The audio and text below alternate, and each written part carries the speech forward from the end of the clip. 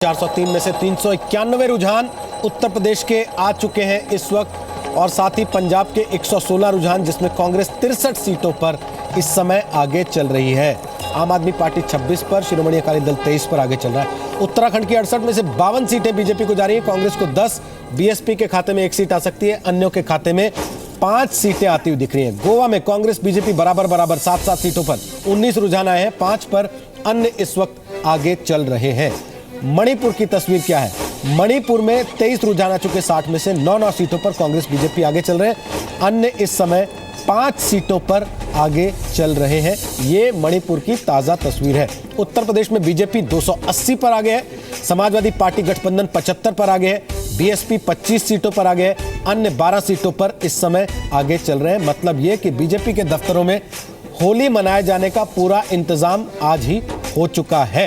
राहुल रोशन, आप ब्रेक के पहले अपनी बात रखना चाह रहे थे। मैं दिल्ली के बारे में और खासकर आम आदमी पार्टी के बारे में बोलना चाह रहा था। एक तो ये मुझे लग रहा है कि 2014 वाली ही बात थोड़ी रिपीट जैसी हो रही है। 2013 में उनको दिल्ली में बम्पर सफलता मिली थी, उसके बाद उन्हें लगा हम दुनिया जीत सकते हैं, उन्होंने पूरी ताकत झोंक दी 2014 इलेक्शंस में और कुछ रिजल्ट आया नहीं। वैसे ही उनका ज्यादा जोर इस पे नहीं रहता कि हम जीते, उनका ज्यादा जोर इस पे रहता है कि बीजेपी हार जाए। हाँ, लेकिन जो जैसे 2014 में जब वो हारे तो वापस उनका फोकस दिल्ली पे गया। अब इस बार हार रहे हैं गोवा में और पंजाब में, तो शायद वापस फिर से फोकस दिल्ली में जाएगा। और उसके बाद क्या हुआ, ये योगेंद्र यादव और इनको निकाला गया, तो लठमार होली होने वाली है दिल्ली में। तो मैं इनसे पूछने वाला हूँ कि ये आपके अंदर लाठियाँ चलेंगी या इन पे चलेंगी? इनको क्या लगता है? आप कह रहे हैं होली है, मुझे लगता है होली के साथ होली का दहन भी हो रहा है। लेकिन अपने दर्शकों को एक बार दिखा दें सर, होली तो देखिए कैसी हो रही है। कुछ इस तरह का यूपी का जो माहौल है वो कुछ इस तरह का होगा। ऐसी होली उत्तर प्रदेश में अभी मनाई जा रही है, जैसे आप देख पा रहे हैं अपनी इस बड़ी स्क्रीन पर। राहुल गांधी जी नहीं दिखाई दे रहे इसमें। अब राहुल गांधी जी आएंगे कहाँ? वो तो में खड़े होंगे। नहीं, उन्होंने बता दिया, चाहे वो यूरोप चले गए होंगे। मंजुल ने बता दिया था पार्टी के अंदर। इसमें रोहित जी, इसमें होना चाहिए था कि मोदी जी रंग डाल रहे हैं और उधर बहन जी के पीछे अखिलेश छुपने की कोशिश कर रहे हैं और उनके पीछे सबसे नीचे राहुल गांधी के ऐसे। मैं कुछ कहना चाहता हूँ। नंबर 4 पे है कांग्रेस, नंबर 4। लेकिन गायत्री प्रजापति आगे चल रहे हैं। नहीं, मैं ये कहूँगा, लेकिन गायत्री प्रजापति आगे चल रहे हैं। वही तो मैं कह रही हूँ। ये भी भारतीय लोकतंत्र की एक क्या कहिएगा, ये ब्यूटी है। इसमें एक बहुत बड़ा पॉजिटिव मैसेज भी है। अगर आप बसपा का देखिए, ये चुनाव अहम इसलिए भी है कि बसपा, सपा और कांग्रेस तीनों का यूपी से करीब सफाया हो गया है। भाजपा को 2/3 से ज्यादा बहुमत मिल रहा है और मुख्तार अंसारी जैसे व्यक्तियों को लेने से जो बसपा ने सोचा था कि वो पूरा ईस्टर्न यूपी जीत सकती है, वो भी नहीं हुआ। इससे दिखाई देता है कि वोटर भी मैच्योर है, बाहुबली को ला के आप नहीं जीत सकते हैं। दूसरी बात लखनऊ की करना चाहूंगा। पिछले चुनाव में 2012 में भाजपा का गढ़ है लखनऊ, लेकिन समाजवादी पार्टी को 7 सीटें मिली थी। जो अभी रुझान आ रहे हैं, चाहे लखनऊ सेंट्रल हो, चाहे कैंट हो, चाहे नॉर्थ हो, हर जगह भाजपा आगे है। तो ये साफ दर्शाता है कि पूरे प्रदेश से करीब एक जैसा ट्रेंड आ रहा है और वो भाजपा के हक में है। इन्होंने एक सवाल पूछा था हमसे, लठमार होली क्या? हाँ, लठमार और दिल्ली में। मैं आपको बताऊं, मैं 31 दिसंबर से लगातार झुग्गियों में 14 घंटे प्रवास करता हूं। मैंने अरविंद केजरीवाल को भी बोला है, मैंने अजय माकन जी को भी बोला कि भाई दोनों भाई लोग, आप लोग मेरे साथ जरा दिल्ली के उन गलियों में चलो जहां के लिए आपने सबसे ज़्यादा वादा किया, और उन लोगों ने कोई जवाब नहीं दिया। मैं बोलता हूँ देखो, हम प्रदेश अध्यक्ष हैं, आप एक सीएम हो, आप दूसरे प्रदेश अध्यक्ष हो, एक बार चलना चाहिए वहाँ पे। इनकी हिम्मत नहीं है कि वहाँ चले जाएं। अगर ये किसी दिन अरविंद केजरीवाल मेरे साथ झुग्गी में चले गए, इनको इतनी लाठियाँ पड़ेंगी कि मैं चाहता नहीं कि उनको लोग इससे लाठी मारें, लेकिन इनके कर्म ऐसे हैं कि इनको लोग ऐसे बोलते, एक बार बुलाओ ना, नंगा करना है उसको। अब इस लैंग्वेज को निश्चित रूप से मीडिया में नहीं आ रहा है, और मैं देखता हूं जब उनका बजट आता है तो अखबारों में फ्रंट पे होता है, दिल्ली का बजट अखबार के फ्रंट पे पूरा, और तीसरे पेज पे अरविंद केजरीवाल का ऐड पूरा। वो क्षमता हमारी नहीं है, लेकिन हम समझते हैं अब दिल्ली ये तो अभी झांकी है, अभी तो दिल्ली में उनका सब कुर्ता पजामा उतरना बाकी है।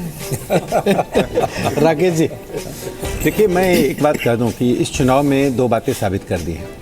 कि केंद्र की सरकार की नीतियों के खिलाफ मुझे इन राजनीतिक दलों की चिंता नहीं थी। उसके बाहर जो एक वर्ग बैठा, वो 60 साल से बुद्धिजीवियों ने एक डेरा जमा कर रखा था। वो इस देश में अस्थिरता की राजनीति करना चाहते थे। उत्तर प्रदेश की जनता ने न विकास के लिए सिर्फ वोट दिया, बल्कि नरेंद्र मोदी की सरकार की स्थिरता के लिए और उनकी नीतियों के समर्थन के लिए। डीमोनेटाइजेशन पर ये इंडोर्समेंट है, क्योंकि डीमोनेटाइजेशन का असर आम जनता पर सबसे अधिक हुआ। विपक्ष ने सबसे ज़्यादा चिल्लाचिल्ली की। बीजेपी ने जरूर इसको मुद्दा नहीं बनाया, क्योंकि एक कन्फ्यूजन का वातावरण आप जानते हैं आपके फ्रेटर्निटी के लोगों ने कैसे क्रिएट किया, छोटे बच्चों से बात करके उनकी जाति पूछकर, डिमोनेटाइजेशन का असर पूछकर।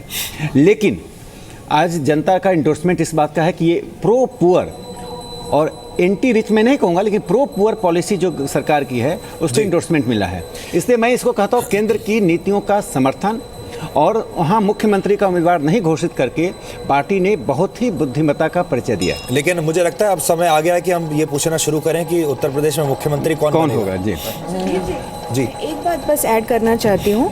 अभी जो रिजल्ट्स आए उससे साफ दिखता है कि डीमोनेटाइजेशन के अगेंस्ट जिन्होंने सबसे ज़्यादा चिल्ला के बोला, वो मायावती जी थी, वो ममता बनर्जी थी, और वो अरविंद केजरीवाल, राहुल गांधी रिलेटिवली कम थे, लेकिन सबसे ज़्यादा एकदम कैकोफनी इन लोगों की थी।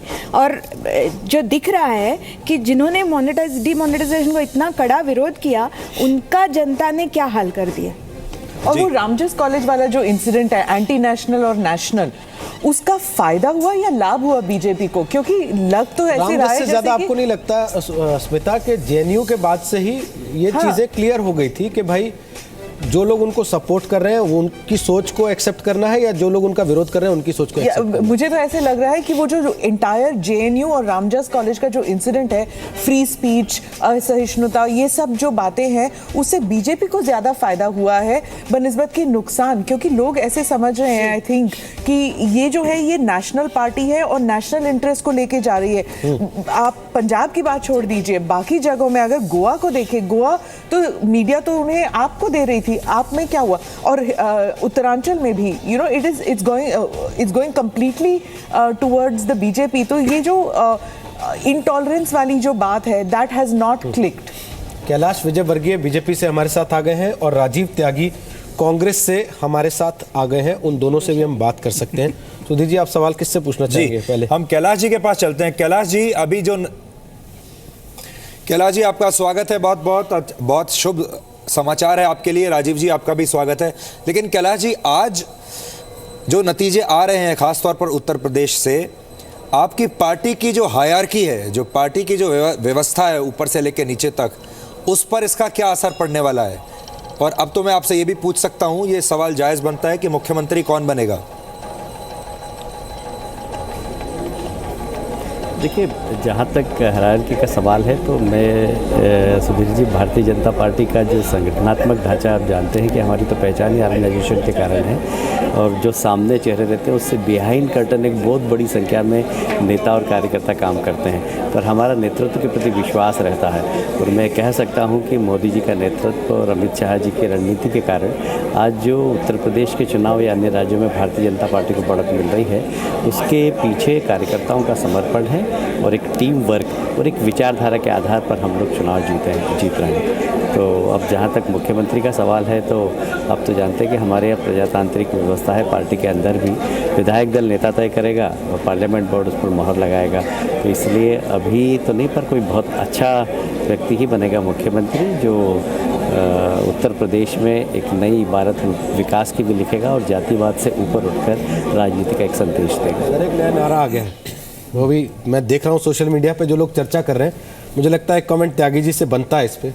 त्यागी जी, लोग लिख रहे हैं ईवीएम तेरे टुकड़े होंगे इंशाअल्लाह इंशाअल्लाह। अब ये नारा तो नहीं लगाएंगे आप लोग? नहीं, आप देखिए, आज आप टिप्पणी करें, कुछ भी करें, लेकिन मैं इस बात को स्वीकार करता हूं कि हम उत्तर प्रदेश में जिस तरह से परफॉर्म करना चाहिए था नहीं कर पाए। लेकिन सबसे बड़ी बात ये कहना चाहूँगा, मानता हूँ और सब हार नहीं मानता, अपनी अगति में भी आज नहीं जानता। उसका कारण है कि पंजाब हमारे लिए सबसे महत्वपूर्ण था। आपने लगता है रात में ये रिहर्सल कर ली थी कि कल क्या क्या बोलना है जब हारेंगे? पंजाब भी अगर हम लूज करते तो निश्चित रूप से हमारे लिए बहुत दिक्कत का विषय होता। मुस्कुराहट बरकरार है लेकिन उनकी मैं सुन नहीं पाया आपका सवाल। त्यागी जी, शेर रात में ही तय कर लिए थे क्या सुबह हारने पे मैं सुन कौन नहीं कौन से पाया सुनाने आपका हैं, या इंस्टेंट बनाते हैं आप भी सिद्धू जी की तरह? नहीं, मैं एक और सुनाना चाहता हूँ, एक और सुन लीजिए, एक और सुन लीजिए। बेचारे और क्या करें।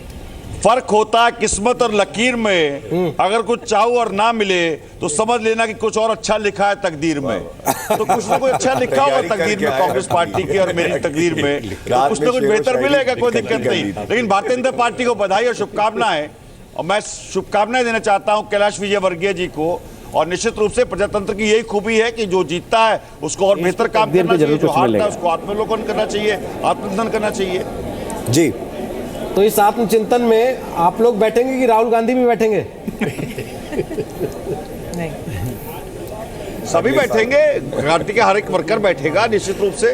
लेकिन हम तो ये कहना चाहेंगे, उत्तर प्रदेश में देखिए हमारा जो स्टेक पे था 105 सीट थी, और समाजवादी पार्टी के साथ हम चुनाव में लड़ रहे थे, तो निश्चित रूप से अब दोनों दलों को बैठ करके सोचना होगा कि कहाँ चूक रही, कहाँ गलती रही, क्यों साइकिल नहीं चल पाई, क्यों हाथ नहीं चल पाया, ये अब सोचना पड़ेगा। इसमें क्या ये चिंतन लखनऊ में 2014 की होगा? बात सोचा था इन्होंने। सर, ये चिंतन लखनऊ में होगा, दिल्ली में होगा कि यूरोप में?